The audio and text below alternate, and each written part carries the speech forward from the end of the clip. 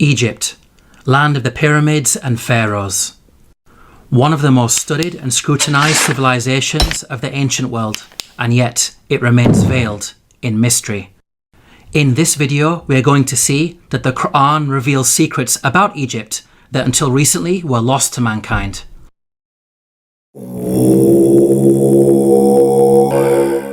Pharaoh was a tyrant in Egypt, enslaving and persecuting the children of Israel. The Qur'an states the following about the death of Pharaoh and his supporters.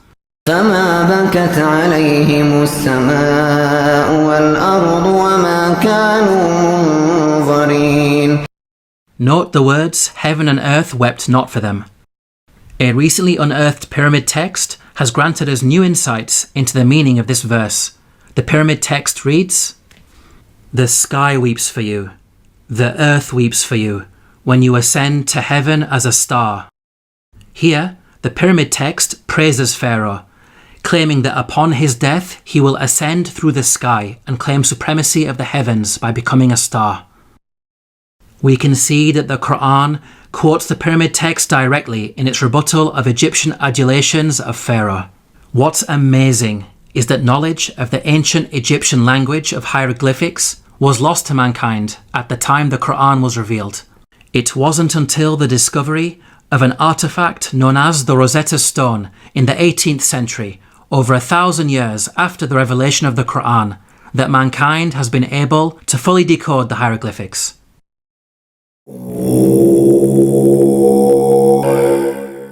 When you hear the word Pharaoh, what comes into your mind? Most people think of the supreme ruler of Egypt. This is correct, but the word did not always refer to the supreme ruler. Ancient Egyptian history is divided into different periods. The word Pharaoh, Egyptian Pharaoh, had different meanings depending on the period of Egyptian history. Historically, the word Pharaoh only started being used as a title for the supreme ruler much later in Egyptian history, during the New Kingdom period. Before this, the word meant great house and was used to refer to the royal palace. The Encyclopedia Britannica states, Pharaoh, originally the royal palace in ancient Egypt. The word came to be used for the Egyptian king under the New Kingdom. Let's now analyze the Qur'an's accounts about Egypt in light of these historical facts.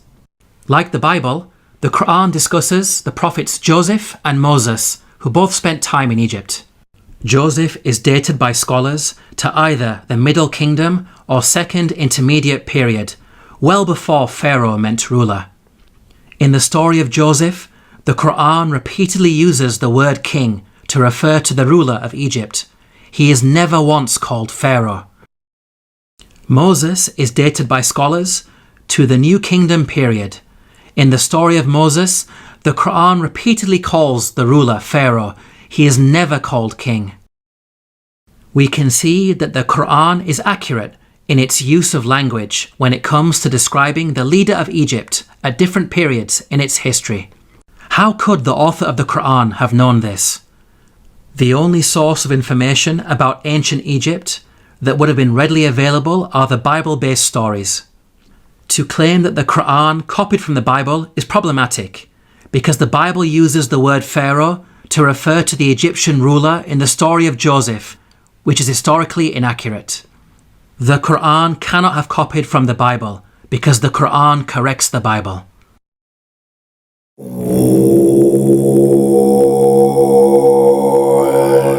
The Bible explicitly states that at the time of the Exodus, the Israelite men were vast in number. The Israelites journeyed from Ramesses to Sukkoth. There were about 600,000 men on foot, besides women and children. If we factor in the women and children, then the total number of Israelites would realistically be in the millions. This claim of a vast nation is problematic in light of other information that the Bible provides. Firstly, Pharaoh is said to have appointed 2 midwives to deliver and murder Israelite babies. The king of Egypt said to the Hebrew midwives, whose names were Shiphrah and Puah, "When you are helping the Hebrew women during childbirth on the delivery stool, if you see that the baby is a boy, kill him." 2 midwives would only be sufficient for such a task if the Israelites were small in number and giving birth to a manageable number of babies. 2 midwives would not be sufficient for a vast nation of millions. Secondly, the Bible tells us that after the Exodus, God informed Israel that they would not be granted the land of their enemies straight away. But I will not drive them out in a single year, because the land would become desolate and the wild animals too numerous for you. Little by little, I will drive them out before you, until you have increased enough to take possession of the land. Note the reason for the Israelites being denied immediate possession of the land. It is said that wild animals will overpower them. Such a statement only makes sense if the Israelites were small in number and not a vast nation of millions, as the Bible claims. By contrast, the Qur'an states that the Israelites were only a small band at the time of Moses. فأرسل فرعون في المدائن حاشرين إن هؤلاء لشرذمة قليلون.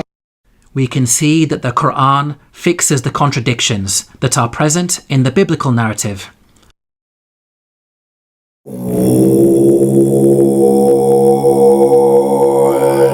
The Qur'an states that the punishment of crucifixion was used in ancient Egypt from the time of Moses all the way back to the time of Joseph.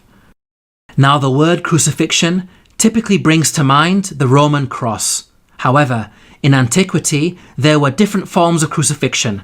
Professor of Archaeology David Chapman wrote, "In studying the ancient world, the scholar is wise not to differentiate too rigidly the categories of crucifixion, impalement, and suspension. Hence, any study of crucifixion conceptions in antiquity must grapple with the broader context of the wide variety of penal suspension of human beings." The Arabic words translated as crucified in the Quranic verses all contain the root word, solaba. Arabic dictionaries state that this root carries a number of meanings, including to harden or stiffen and to extract oily matter from bones. This word does not only mean death by being hung on a Roman cross. Rather, it indicates any method of execution which makes the body hardened or stiffened and results in the leaking of bodily fluids. So, impalement, suspension, and the Roman cross are all included without making any distinction. Archaeological evidence shows that the ancient Egyptians used to crucify people by impalement on a stake.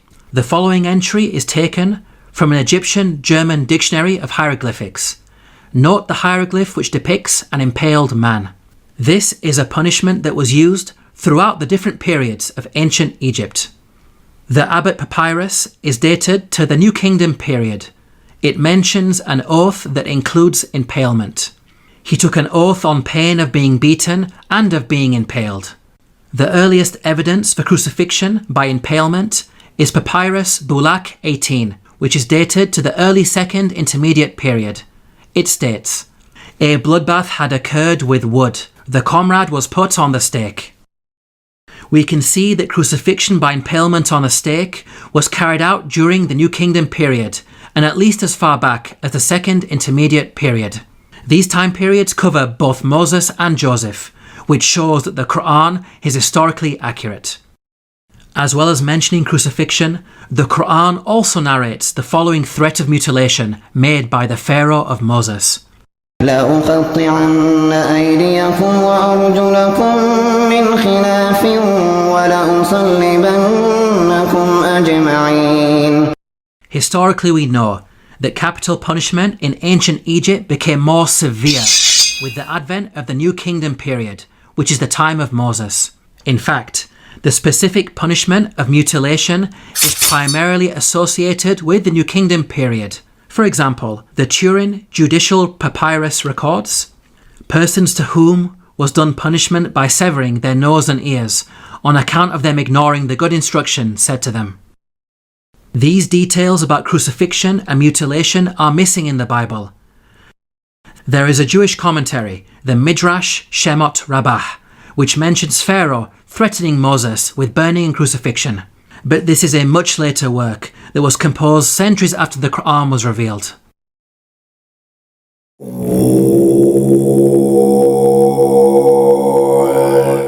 Neither the Bible nor Qur'an identifies the Pharaoh of Moses by name.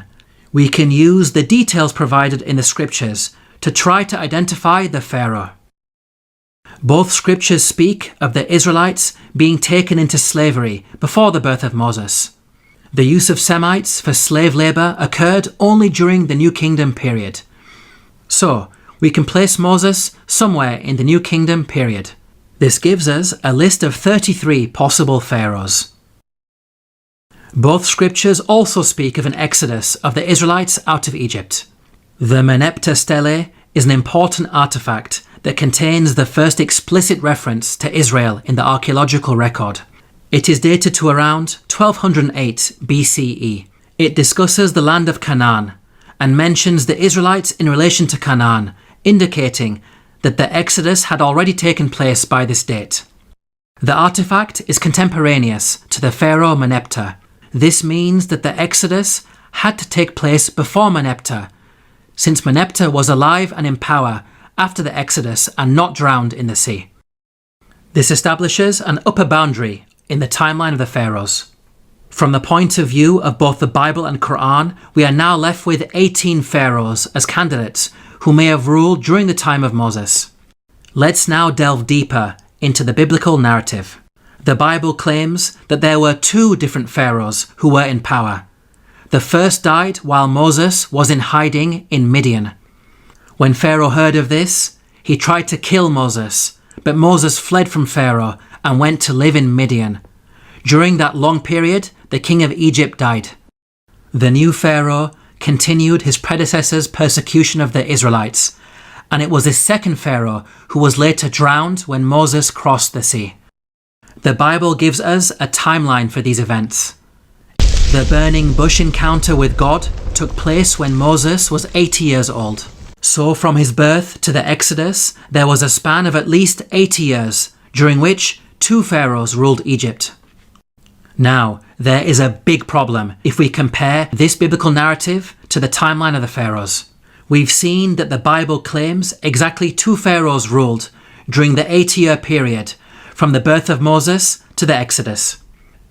If we consider the number of years that each of the pharaohs ruled, we can see that there is no 80-year period during which only 2 pharaohs ruled. Any given 80-year period will give you at least 3 pharaohs in power. We can see that the biblical narrative contradicts the historical evidence. Let's now compare the Quranic narrative. Unlike the Bible, the Quran depicts a single pharaoh reigning from the birth of Moses all the way up to the Exodus. The Quran informs us that Moses fled to Midian when he reached the age of maturity. The Quran defines the age of maturity as 40 years old. The Quran also informs us that during his time in Midian, Moses spent 8 to 10 years in the service of his father-in-law before returning to Egypt to face Pharaoh. This means that Moses was at least 48 years of age when the Exodus happened. The only Pharaoh during the New Kingdom period who had such a lengthy reign as an absolute ruler was Ramesses II, who ruled for 66 years. The Quranic account is perfectly in line with the historical evidence and fixes the chronological issues that are present in the biblical narrative.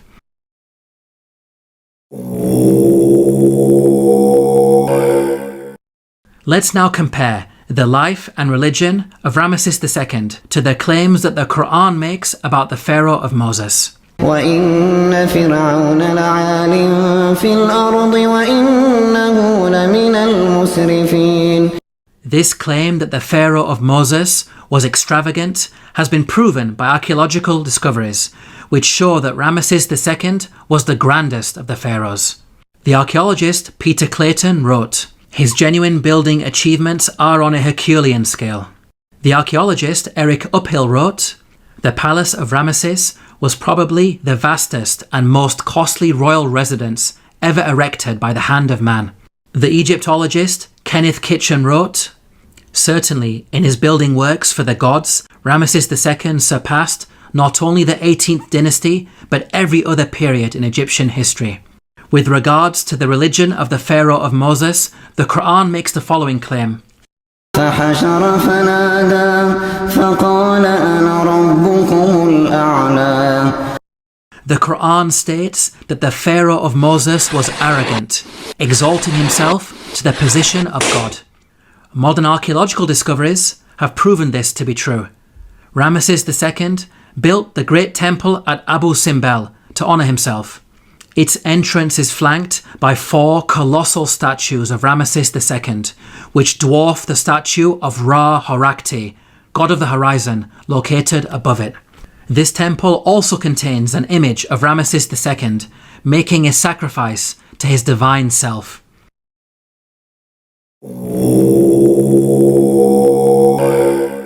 The Qur'an makes the following claim about the Pharaoh of Moses, who God drowned in the sea. فاليوم ننجيك ببدنك لتكون لمن خلفك آية.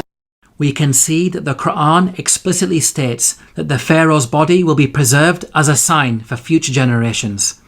Note that the Qur'an never makes such a statement about any of the other destroyed nations that it discusses, typically stating that their abandoned buildings and ruins have been made signs for later generations. This claim about a body being preserved is unique to the Pharaoh of Moses. The body of Ramesses II was discovered by archaeologists in the year 1881 CE. The mummy has been on display in the Cairo Museum, and over the last century, it has been seen by millions of tourists from all over the world. In the following documentary, Sir Tony Robinson states that Ramesses II is one of the few pharaohs whose body has survived largely intact. Just across the river from Luxor lies the famous Valley of the Kings, where Ramesses himself was buried. His mummy was discovered in 1881. One of the few pharaohs whose body has survived largely intact. Historically, priests had concealed his body in a secret location in the year 1000 BCE because of a problem with grave robbers. Nothing was known about his mummy in the intervening period of almost 3,000 years. At the time the Qur'an was revealed, the whereabouts and fate of Pharaoh's body was unknown. During the 3,000-year period in which the body was hidden, it could easily have been damaged or stolen. It may have even remained lost forever, locked away in its secret location, never to be rediscovered. If you think about it, these statements in the Qur'an are not only historically accurate, but also represent quite a bold prophecy.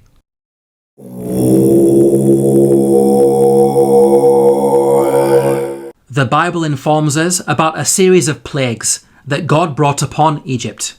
The book of Exodus informs us that the first 6 of these plagues are as follows. First, the Nile was turned into blood.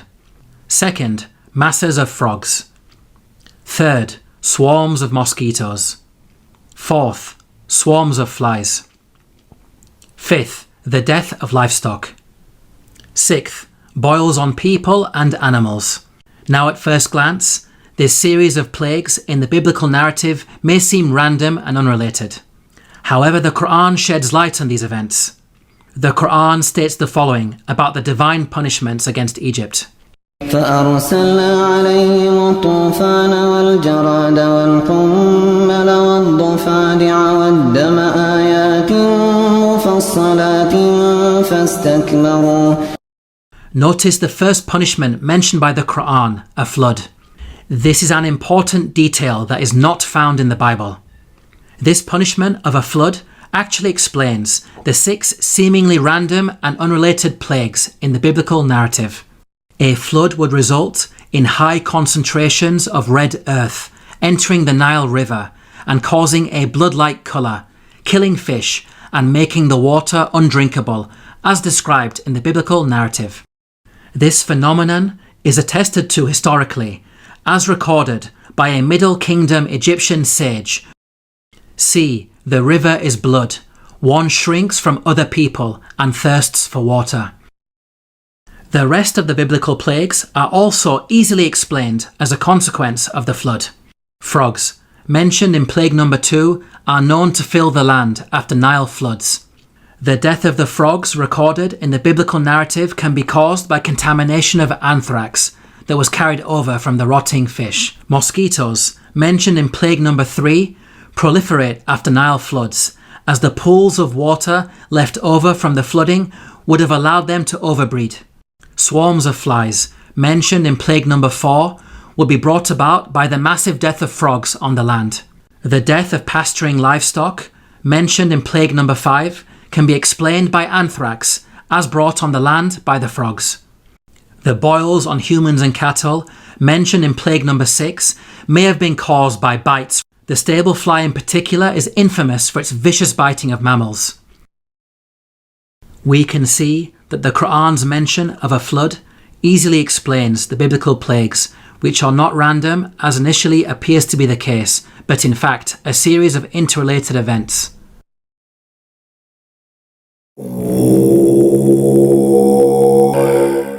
The Qur'an mentions the following incident about Joseph while he was in Egypt. وشروه بثمن بخس دراهم معدودة وكانوا فيه من الزاهدين. Here the Qur'an states that Joseph was sold for a paltry price. The Arabic phrase used is darahima ma'dudatin, which contains the words dirham and ma'dud. Dirham means a unit of silver coinage or weight. Ma'dud means countable or limited in number. So the Qur'an is making the claim that Joseph was sold for a small amount of countable silver.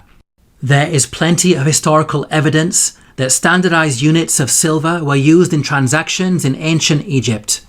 Small pieces of silver, known as shati, were used in trade. The tomb of Nyanknum and Khnumhotep is dated to the Old Kingdom period. It contains a scene of a busy open-air market with goods for sale. Cubits of cloth, for example, are said to be sold for 6 shati. The Rind mathematical papyrus is dated to the Second Intermediate period. It discusses the relative values of gold, silver and lead in terms of shati. Small silver bars bearing the name of Pharaoh Tutankhamun have been dated to the New Kingdom period.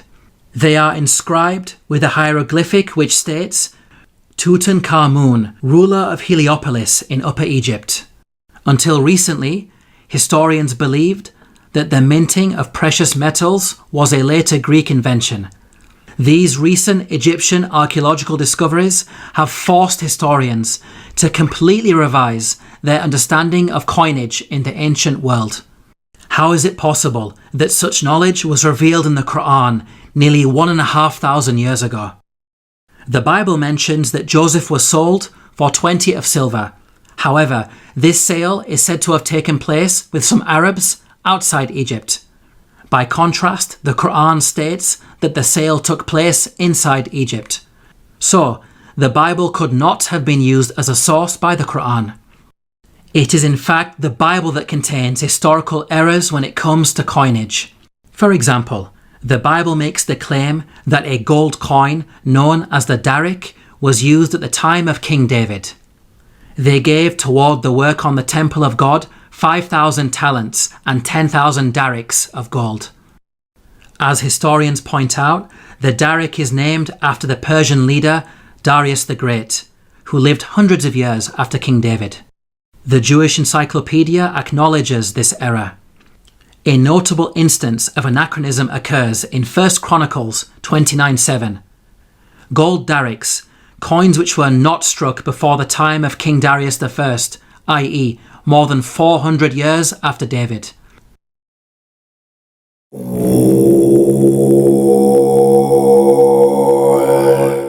The Qur'an narrates the following conversation between the Pharaoh of Moses and an individual referred to as Haman. وقال فرعون يا هامان ابن لي صرحا لعلي أبلغ أسباب السماوات فأطلع إلى إله موسى وإني لأظنه كاذبا. Here Pharaoh commanded Haman to build a tower that would allow him to reach the heavens. It's important to understand that Pharaoh's intention was not to literally scale a tower to reach the sky. Rather, it's a reference to the Egyptian belief that after death, the Pharaoh would ascend from earth to heaven, taking his place among the gods. As we covered earlier, the author of the Qur'an had an awareness of ancient pyramid texts that detailed such beliefs. Egyptian monuments housed the bodies of dead pharaohs. These monuments acted as a bridge between this world and the next. They were filled with religious writings that served as instructions to help the dead pharaoh ascend to the heavens. Hence, the person in charge of constructing such a monument for Pharaoh would not only need to be skilled in architecture, but also highly knowledgeable in religion, a builder-priest of sorts. Let's now turn to history to see if we can identify an individual known as Haman, who was both a builder and a priest. Earlier we concluded that Ramesses II was the pharaoh at the time of Moses, so we will focus on this time period. A block statue in the Egyptian Museum of Munich contains a biographical account of the life of a high priest named Baken Khonsu. In his own words he states, "I am one truly reliable, useful to his Lord, who performs beneficent deeds within his temple.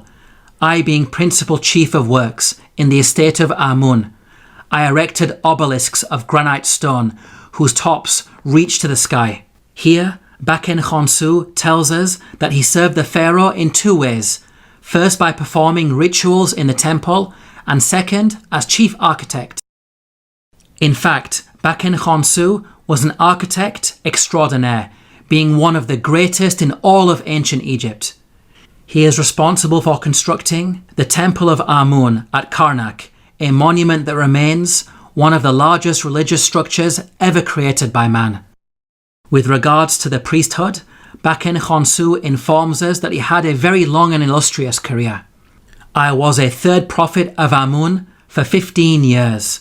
I was a second prophet of Amun for 12 years. He appointed me high priest of Amun for 27 years. Here Baken Khonsu is stating that he served the god Amun throughout his priestly career. Amun is the name of an Egyptian deity who rose to prominence during the New Kingdom period. By the time Baken Khonsu died, he had been a priest for many decades, having served Ramesses II as high priest throughout his reign. Both Ramesses II and Baken Khonsu were contemporaries who died around the same time. What about the Qur'an's mention of Haman? How does it relate to Baken Khonsu? Baken Khonsu referred to himself by the title High Priest of Amun. The actual phrase in the hieroglyphics is Ham, Nata, Tapi, Amana. The word Ham literally means servant, and Amana is how you articulate the name of the god Amun in Egyptian. Baken Khonsu was Ham Amana, meaning servant of Amun. The Qur'an's mention of Haman may be simply an Arabized version of the Egyptian Ham Amana. Let's now summarize the main points about Baken Khonsu. He was a senior ranking figure under Pharaoh Ramesses II, acting as both high priest and chief architect.